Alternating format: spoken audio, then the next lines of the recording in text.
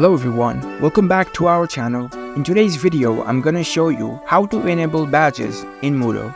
It's a very simple and easy process, so let's get started.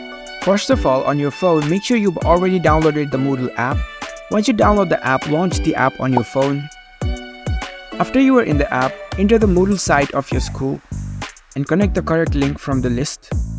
Now here you can log into your Moodle account of your school. Enter your username and your password and log in. Once you are logged in, head over to your profile section. Here you can see the profile icon at the top right corner. Tap on it. Now select Preferences.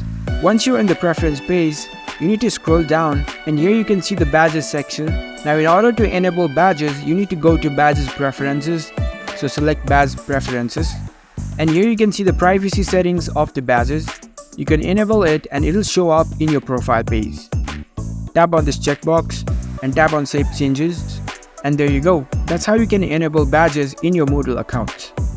If you found this video helpful, don't forget to give this video a thumbs up and subscribe to our channel for more tech tips. Thank you for watching.